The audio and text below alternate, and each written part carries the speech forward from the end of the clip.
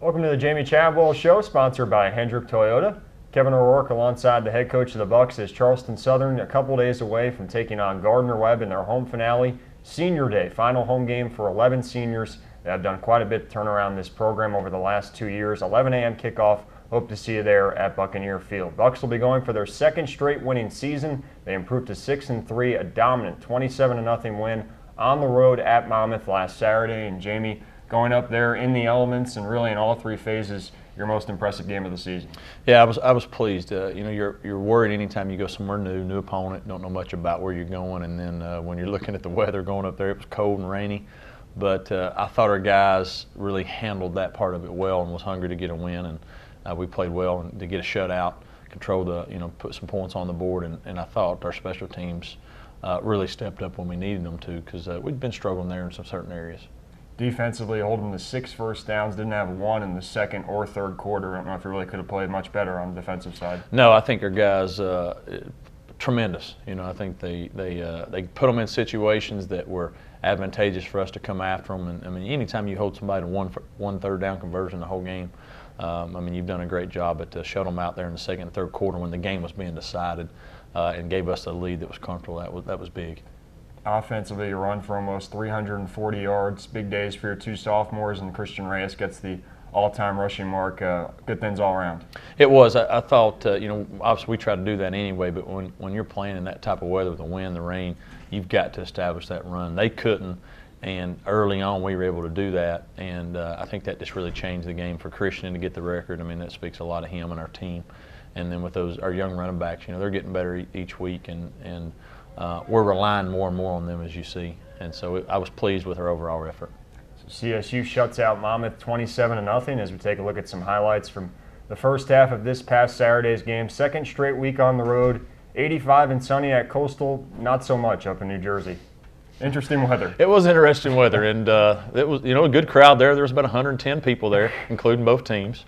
And so it was good to see us what happened. Monmouth gets the football here to open up. Temperatures in the mid-40s, a driving rain with some wind, and we'll have some interesting photos from that later on. Levon Chaney there for Monmouth gets a run for the Hawks. They had a couple of first downs here early, but really outside of the first quarter couldn't get anything generated. They did. I think they started off well, and then we settled in, made a couple nice plays for us, and we were able to try to let ourselves go to work a little bit. And you can see the elements here with the rain. It was a weird situation up there, but I thought we handled it really good.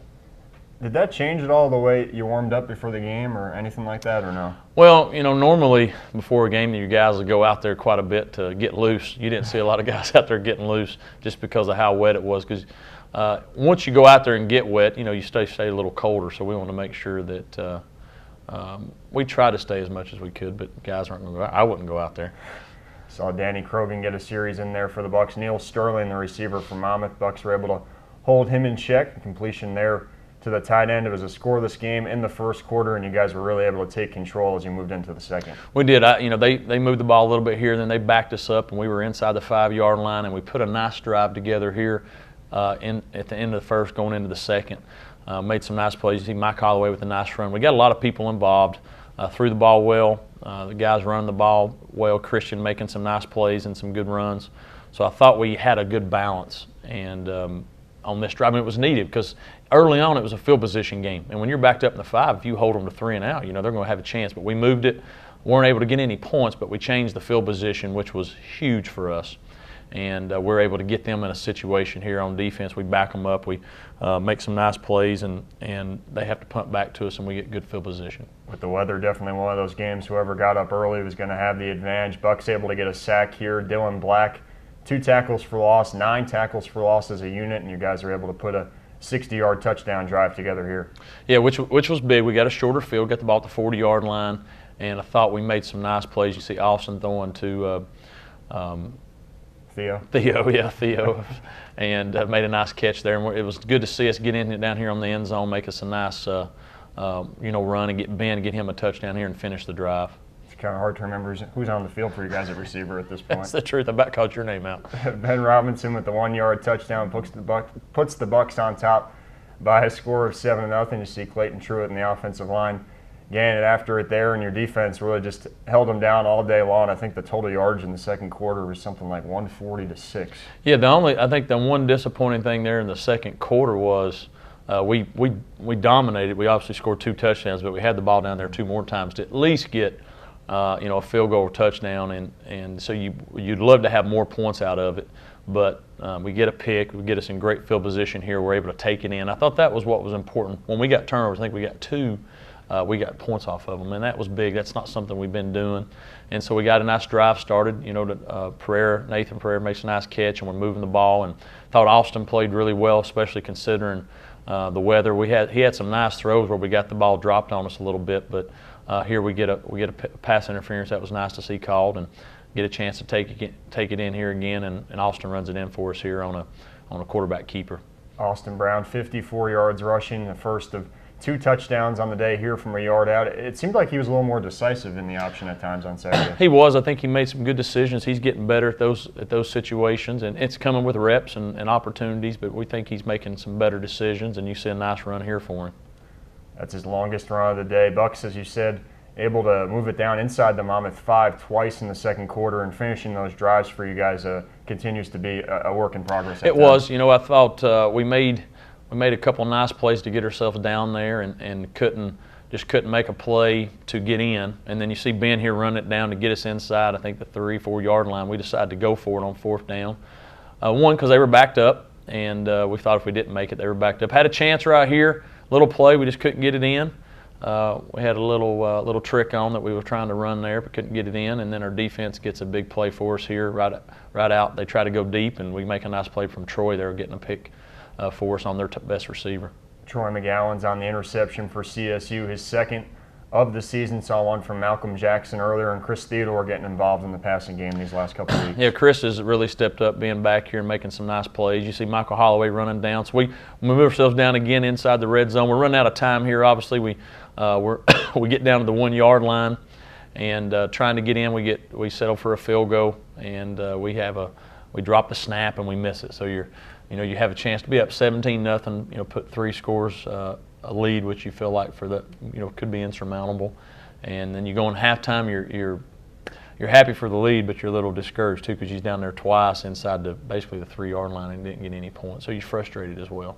Not that it surprised you. You talked about the character of this team, but to play as well as you did in the first half in those kind of elements, coming off 3 straight losses, had to be pretty satisfying. It was. I thought, that's your worry. You don't know how you just don't know how you're going to respond. Off a losing streak, I knew our guys would respond well. We're hungry to win. But when you go somewhere like that and it's just miserable, something you're not used to, there's a lot of excuses you could have, and I felt like we didn't allow that to happen. So if we were going to get beat, it wasn't going to be because of the weather, and I was pleased how our team handled that. So CSU up on Monmouth 14-0 at halftime. Bucks would keep it up in the second half, and we'll take a look at some highlights after this. You're watching the Jamey Chadwell Show, brought to you by Hendrick Toyota.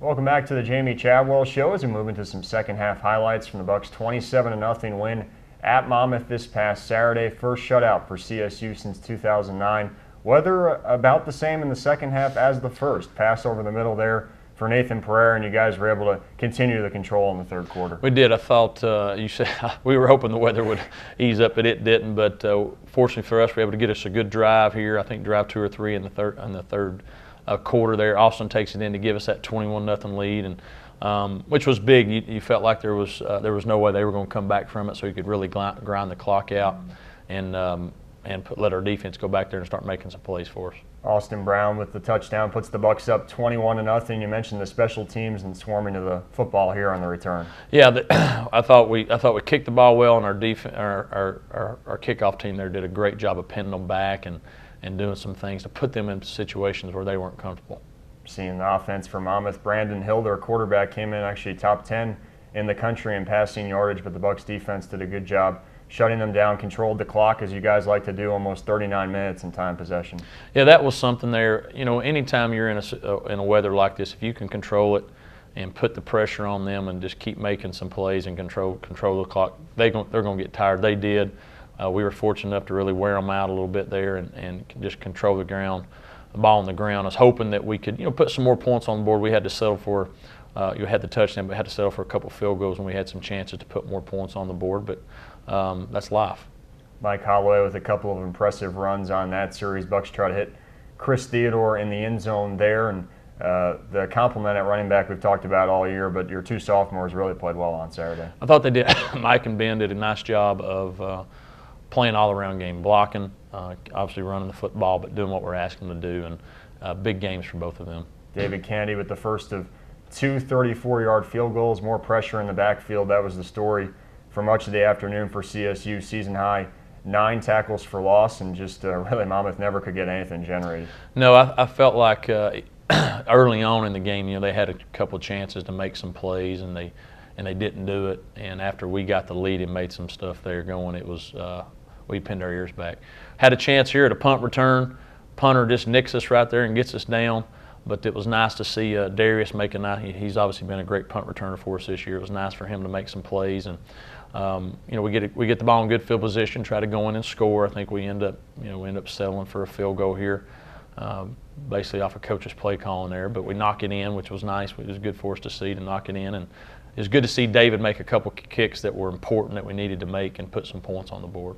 39-yard punt return for Hammond, seemingly a weekly big return from him now, leads to the Kennedy field goal, 27-0. They got good field position off a short punt. Your defense gets a stop, and special teams comes up with a big play. Yeah, this was big. We had a miscue on our special teams, and to preserve the shutout, defense, they work hard. It's hard to get shutouts, and this is our first shutout since 2008. So that was a huge block by Caleb Batchelor. Great job of him. I know our defense wanted that shutout. It was big, and then we were able to run the clock out here so they didn't have to go back out on the field. So it was a good win for everybody. High fives all around there. One more highlight offensively, as we'll see here on this last series, mentioned able to run out the clock, and it's Dalton Saunders on a big run up the middle. Yeah, Dalton, just a great play here on third down, and Dalton's one of our just the team loves him, and he's our holder, and obviously a backup quarterback for us, and makes a huge run right there for us, about 30-something yards. So glad to get him in the game, and he's earned it, and for him to make a play like that was pretty special for him. He earned a game ball for it. 27-0 win. Have you ever been happier to get in the locker room after a game? No, I was ready. If there's any time you want to move in the locker room and you want hot chocolate instead of Gatorade, that was the day. So, but the weather was obviously miserable, but it was nice no matter what when you get a victory like that and be able to go in there and celebrate. We'll take it any day. If we have to play in weather like that and get victories, then we'll do it. It was off to Newark Airport after, so that was a highlight. It was a highlight. Newark's a nice town, nice city. It was glad to get back south. It was nice to get back in the warm weather down here. Bucks come back home at 6-3. They take on Gardner-Webb this Saturday. We'll take a look at that game after this. You're watching the Jamey Chadwell Show, sponsored by Hendrick Toyota.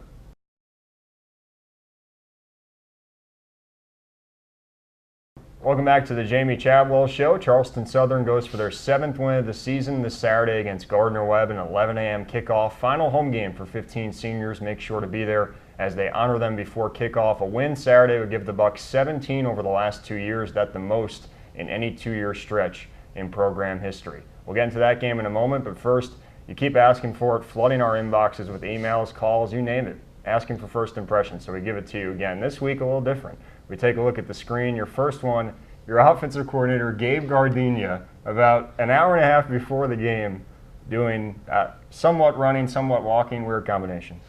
Ooh, that's a tough first impression there. To me, it looks like somebody just broke out of prison trying to get. That's what I would think, but that's my first impression. His per mile pace was pretty impressive. He's probably on about a 15-mile-a-minute pace. Probably. It was an alternate walk/jog. He gets after it when he wants to. I could see it. Yeah.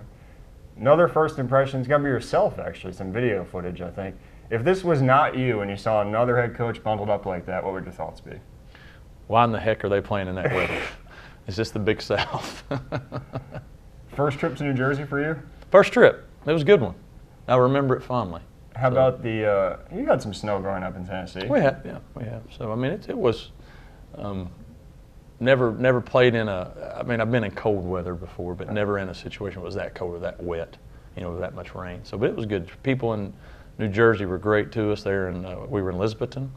Good people. The people at Monmouth treated us well on the trip as far as the way they had everything ready. So I was pleased with, they're trying their best, obviously, to be in the Big South, and I thought, their program of what they're planning on doing, facilities and stuff. They're going to be a good member to what we're trying to do. So I was going up there with probably bad intentions of what my image was, of of the jersey, just because of you, hanging out with you so much. Yeah. But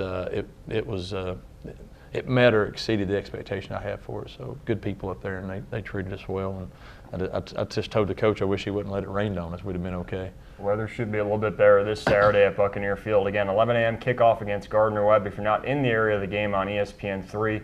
Running Bulldogs come in at 4-5. They've lost their last 2 to Coastal and Liberty, but very good defensively, as we saw last season. They are. They're extremely good on defense. Their nose guard is as good as anybody in our level, probably as good as anybody we've seen all year. And they build everything around him, and he is tough. And you got to. He just clogs everything up there, and they really match up well against what we do. Offensively, their quarterback does a good job of finding their receiver, Cook. He's an explosive player, and it's going to be another defensive struggle because both defenses are really good, and it's going to come down to who doesn't turn the ball over and who can control field position and put some points on board when they need to. So it'll be a big challenge because they're coming down. It's a similar situation as last year. They feel confident they can handle us because they did it last year when we were probably better, than we are this year. So and they've got a lot of people back. So we're going to have to play at a high level to come out and get our 7th win and get a win on Senior Day. Senior Day, 15 seniors for you guys, a group that really had some struggles at the beginning of their tenure, 10-win season last year. Do you talk about this week with the team at all, what that means? You mentioned it. Obviously, everybody knows it's Senior Day, and it's the last time they wear the blue, the home blue, and play in our stadium. But you don't mention more than that because the game overrides, the team part overrides the individual part of Senior Day. And it's something that they can think about when they're done, but now it's more focused on, hey, we need this to get to this. And so you bring it up early and you just go, hey, guys, this is what it's about, and then you move on. And I think our guys so far this week have done a good job. That focus on the importance of the game, not, hey, it's my Senior Day, more, hey, this is the last time I get to be with my guys at home, and let's make that memorable. So I feel like we'll come out and we'll play with a good level. I know we're going to have a great crowd here. We've had great support all year, and I look forward to having another good crowd. Charleston Southern hosts Gardner-Webb Saturday at 11 a.m. Make sure to get there early as the Bucs honor their 15 seniors. For Jamey Chadwell, my name is Kevin O'Rourke. Thanks for watching the Jamey Chadwell Show, sponsored by Hendrick Toyota.